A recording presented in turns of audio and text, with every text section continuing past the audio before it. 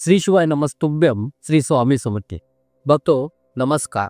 जीव गेला तरी चालेल, पण सकाळी चुकूनही यावेळी देवपूजा करू नका.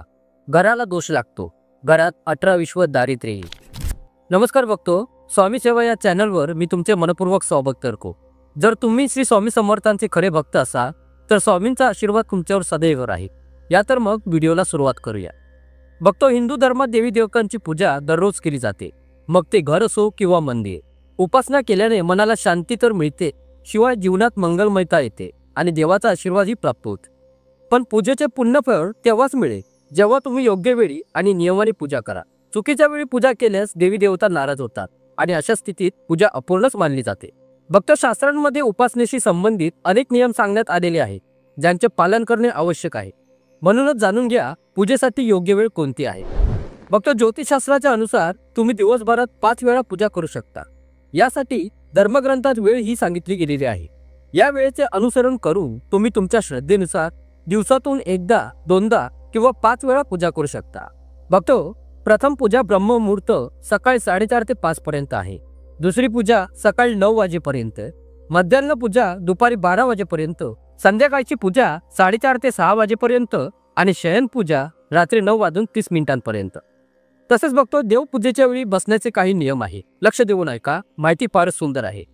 बघतो, देव नेहमी आपल्या समोर उच्च आसनावर ठेवावे.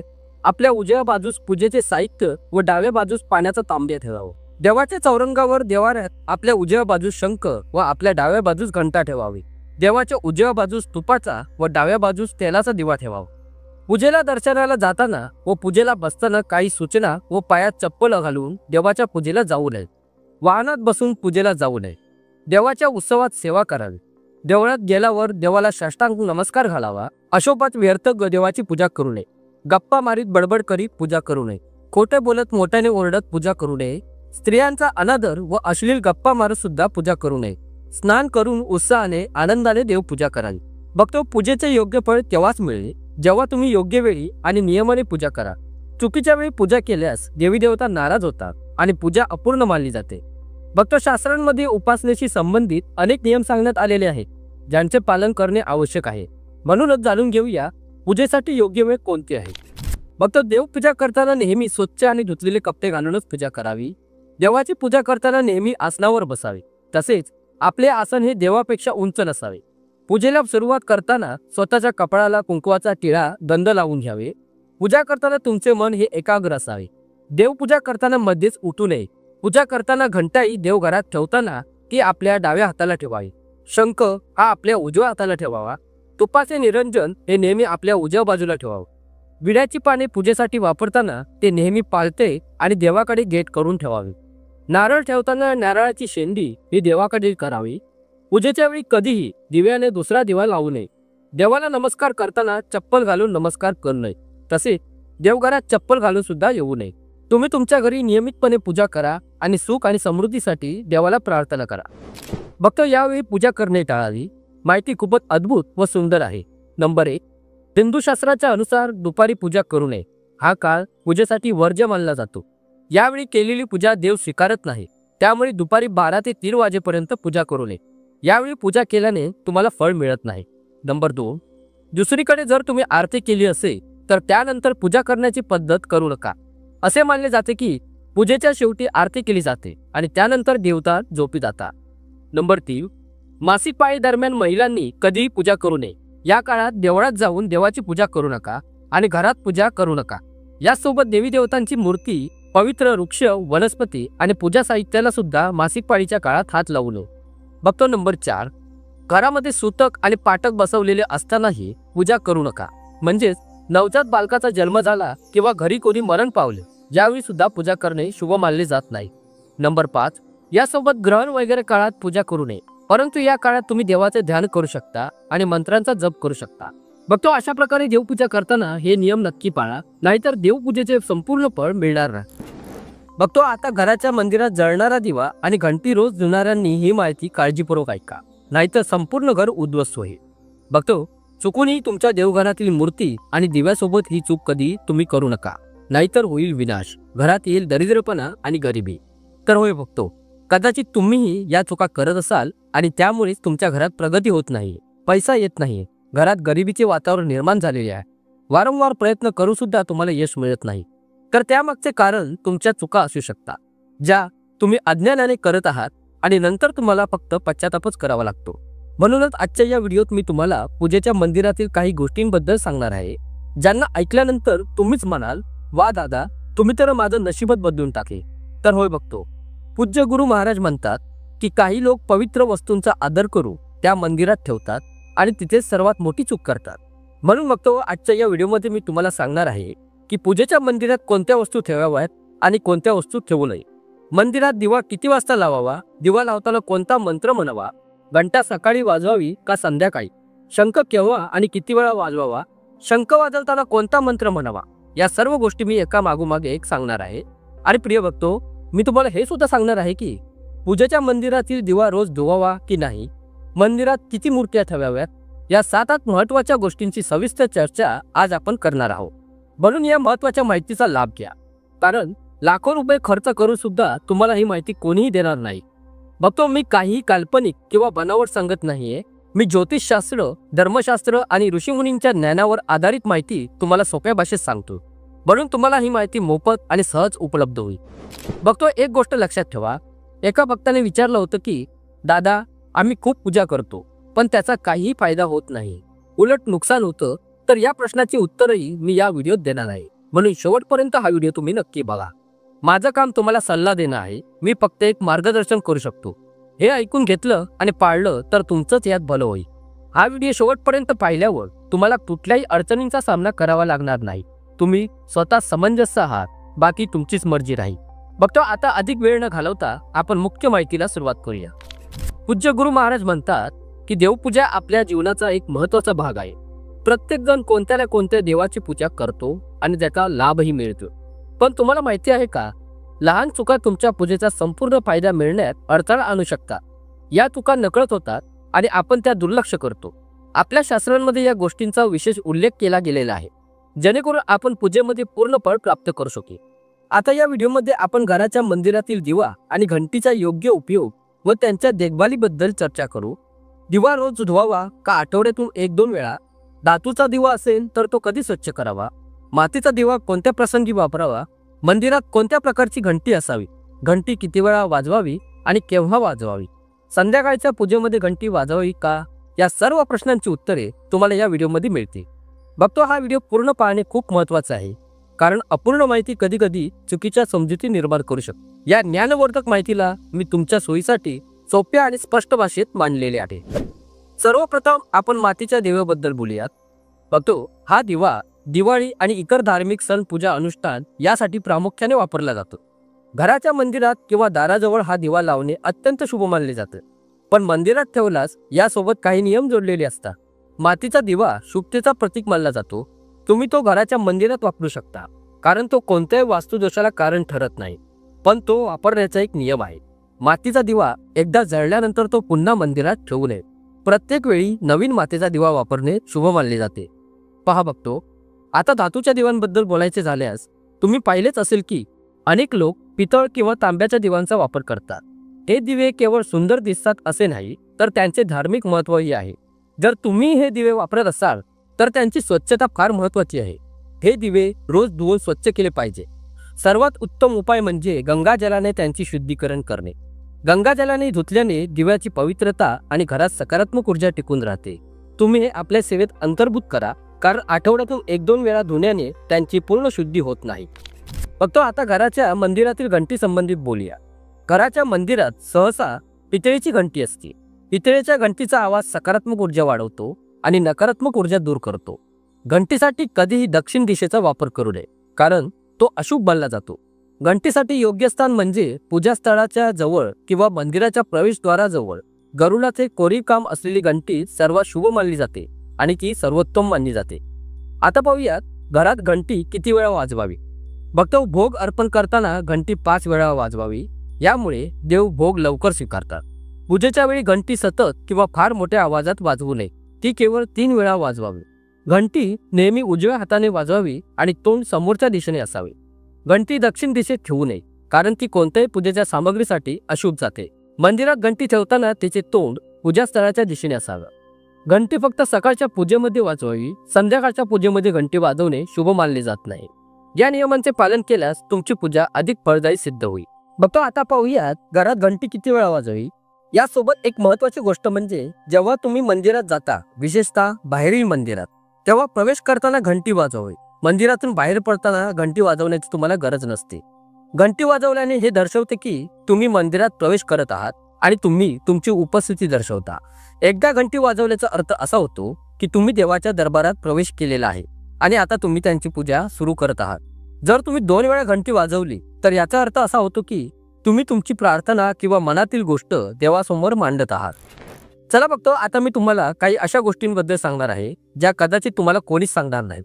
म्हणून या गोष्टी लक्षपूर्वक ऐका, ज्यामुळे तुम्ही देवाला सहज प्रसन्न करू शकता. पण बघतो त्याआधी जर तुम्ही अजूनही कमेंट्स बॉक्समध्ये जय माता लक्ष्मी लिहिले नसेल तर जय माता लक्ष्मी नक्की लिहा आणि स्वामींचे स्मरण करण्यास मात्र विसरू नका. चला बघतो आता जाणून घेऊयात देवघराशी संबंधित काही महत्त्वाचे नियम. बघतो सर्वप्रथम पूजेच्या वेळी तुमचे तोंड नेहमी पूर्व दिशेला असले पाहिजे. ही दिशा शुभ मानली जाते कारण यामुळे वातावरणात सकारात्मक ऊर्जा निर्माण होते. तथापि पश्चिम दिशेकडे तोंड करून पूजा करता येते, पण पूर्व दिशेला बसणे सर्वात लाभदायक आहे.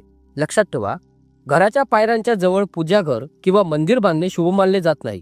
यामुळे पूजास्थळी नकारात्मक ऊर्जा निर्माण होऊ शकते. फक्त नंबर 1, देवघरातील किंवा मंदिरातील देवाचे आसन नेहमी उंच असले पाहिजे. म्हणजे ज्या ठिकाणी तुम्ही बसले आहात त्या जागेपेक्षा देवाचे आसन किमान 10 इंच उंच असावे. देवाच्या मूर्तीची स्थापना जमिनीवर करू नये कारण ते अशुभ मानले जाते. त्यामुळे देवाचे आसन उंच ठेवा जेणेकरून पूजास्थळी सकारात्मकता टिकून राहील आणि ऊर्जेचा प्रवाह योग्य दिशेने राहील. नंबर 2, पूजेच्या वेळी नेहमी गालीचा किंवा चटईवर बसावे. हे केवळ सुखदायक असतेच, पण यामुळे पूजा करताना एकाग्रता आणि श्रद्धाही वाढते. भक्त छोट्या आसनावर बसून सुद्धा पूजा करू शकतात, पण हे सुनिश्चित करा की तुमचे आसन देवाच्या आसनापेक्षा उंच नसावे. यामुळे देवावरील श्रद्धा आणि आदर व्यक्त होतो. बघतो नंबर 3, शेवटची आणि महत्त्वाची गोष्ट म्हणजे पूजाघरात कधीही कोमजलेले किंवा वाळलेले फूल ठेवू नका. असे फूल पूजेसाठी अशुभ मानले जाते. नेहमी ताजे आणि उमललेले फूल पूजेमध्ये वापरावे. जेव्हा पूजाघरातील फुले कोमजतात किंवा काळी पडतात तेव्हा ती फुले मातीत पुरण्याचा सल्ला दिला जातो, ज्यामुळे नकारात्मक ऊर्जा दूर होते आणि तुमच्या घरातील पवित्रता टिकून राहते. बघतो ज्या खोलीत तुम्ही झोपता त्या खोलीत कधीही घराचे मंदिर बनवणे योग्य मानले जात नाही. जर झोपण्याच्या खोलीत मंदिर बांधण्याशिवाय पर्याय नसेल आणि तुम्हाला तेच करायचे असेल तर रात्री मंदिर झाकून ठेवा. तुम्ही मंदिरावर पडदाही लावू शकता. या नियमांचे पालन केल्यास घरात शांतता आणि समृद्धी राहते आणि तुमच्या पूजेमध्ये गाढ एकाग्रता प्राप्त होते. बघतो सनातन परंपरेच्या अनुसार कोणत्याही देवी देवतांची पूजा कधीही काळे कपडे परिधान करून करू नका. असे मानले जाते की काळे कपडे घातल्याने मनात नकारात्मक विचार उत्पन्न होतात, जे पूजेच्या ऊर्जेला प्रभावित करू शकतात. त्यामुळे नेहमी शुभ आणि हलक्या रंगाचे कपडे परिधान करा, ज्यामुळे मन शांत आणि सकारात्मक राहील. या तर मग बघतो सर्वप्रथम आपण घराच्या पूजाघर मंदिरात ठेवण्यास योग्य नसलेल्या काही वस्तूबद्दल महत्त्वपूर्ण नियम जाणून घेऊयात. पहिले महत्त्वाचे, घराच्या पूजाघर मंदिरात एकाच देवी देवतेच्या एकापेक्षा जास्त मूर्ती किंवा फोटो ठेवू नये. यामुळे घरातील ऊर्जेचे संतुलन बिघडू शकते आणि पूजेचा परिणाम कमी होऊ शकतो. फक्त एक मूर्ती किंवा फोटो ठेवा जेणेकरून भगवंताची ऊर्जा योग्य प्रकारे तुमच्या जीवनात येईल. दुसरे महत्त्वाचे, शिवलिंगाच्या पूजेसंदर्भात काही महत्त्वाचे नियम आहेत. घरात शिवलिंग ठेवणे अत्यंत पवित्र मानले जाते, पण त्यासाठी योग्य दिशा आणि पद्धती पाळणे आवश्यक आहे. शिवलिंग नेहमी उत्तर किंवा पूर्व दिशेला ठेवावे जेणेकरून त्याची पूजा योग्य परिणाम देईल. शिवलिंग गर्दीच्या किंवा अस्वच्छ ठिकाणी ठेवू नये. तिसरे महत्त्वाचे, देवाच्या तुटलेल्या मूर्ती ठेवू नये. पूजेच्या ठिकाणी ठेवलेल्या मूर्ती किंवा फोटो नेहमी सुस्थितीत असले पाहिजे. जर एखादी मूर्ती किंवा फोटो तुटलेला असेल तर तो पूजेच्या स्थानावरून काढून टाका. तुटलेली मूर्ती देवाच्या पवित्रतेला बाधा आणू शकते आणि पूजास्थळातील ऊर्जा प्रभावित होऊ शकते. त्यामुळे अशा मूर्तींना योग्य प्रकारे विसर्जित करा जेणेकरून घरात सकारात्मक ऊर्जा राहील. पूजास्थळी शंख, गोमती चक्र आणि एका पात्रात पाणी ठेवणे शुभ मानले जाते. शंख म्हणजेच भगवानाच्या आशीर्वादाची ध्वनी, तसेच गोमती चक्र घरात समृद्धी आणते. पाणी हे घरातील ऊर्जा शुद्ध ठेवते. या पाण्याला नियमित बदलत राहा आणि शंख व गोमती चक्र स्वच्छ ठेवा. पूजास्थळ नेहमी स्वच्छ आणि पवित्र ठेवा. अस्वच्छतेमुळे घरात नकारात्मकता ऊर्जा वाढते, त्यामुळे पूजेचा प्रभाव कमी होतो. दररोज पूजास्थळी स्वच्छता ठेवा जेणेकरून वातावरण सकारात्मक राहील. पूजास्थळ व्यवस्थित आणि सुंदर ठेवा जेणेकरून ध्यान करताना अडथळा येऊ नये. पूजास्थळ घरात योग्य ठिकाणी असावे. घराच्या उत्तर पूर्व दिशेत पूजास्थान ठेवणे सर्वात शुभ मानले जाते। ही दिशा घरात सकारात्मक ऊर्जा निर्माण करते आणि पूजेचा प्रभाव वाढवते। पूजास्थळ कधी बेडरूम किंवा स्वयंपाकघराच्या जवळ ठेवू नये, कारण अशा ठिकाणी नकारात्मक ऊर्जा असू शकते। पूजास्थळाच्या आजूबाजूचे वातावरण स्वच्छ आणि शांत असावे, जेणेकरून पूजा आणि ध्यान यामध्ये कोणतेही व्यत्यय येऊ नये। या तर मग बघतो आता आपण दिवा लावण्याचे महत्त्वाचे नियम जाणून घेऊया। दिवा लावणे अतिशय शुभ मानले जाते, पण ते योग्य प्रकारे लावणे आवश्यक आहे।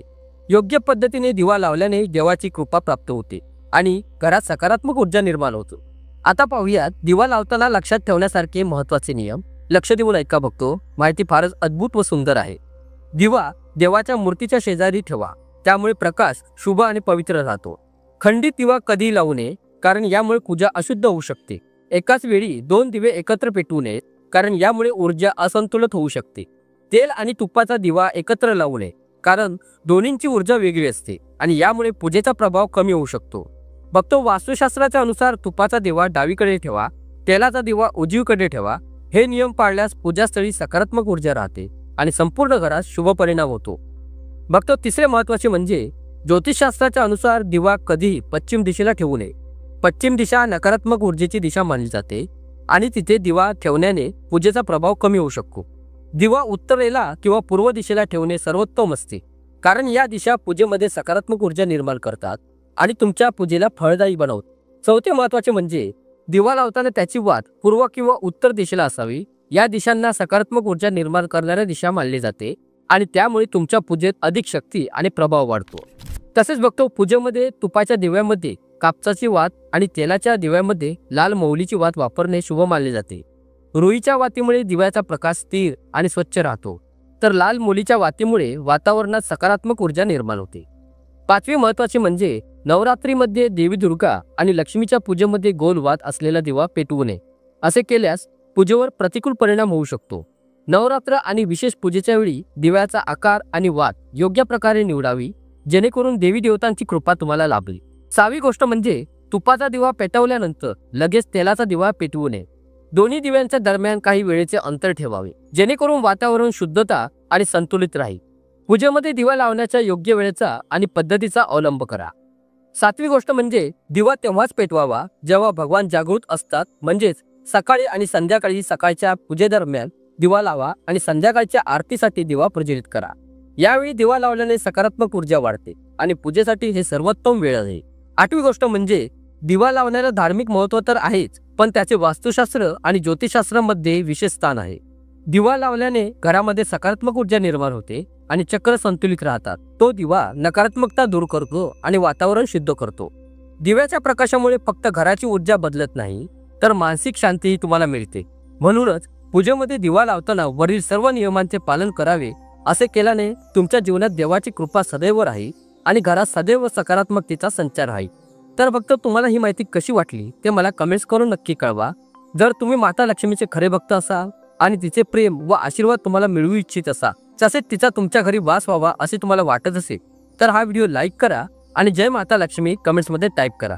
ही माहिती जनसामान्यांच्या आवडीचा विचार करून तुम्हाला मी इथे दिलेली आहे। ज्योतिषशास्त्र आणि धर्मातील उपाय व श्रद्धा आणि विश्वासानुसारच आजमावेत। तर फक्त आजच्यासाठी एवढेच। मला आशा आहे की आजची महत्त्वपूर्ण माहिती तुम्हाला नक्कीच आवडली असेल। खूप खूप धन्यवाद।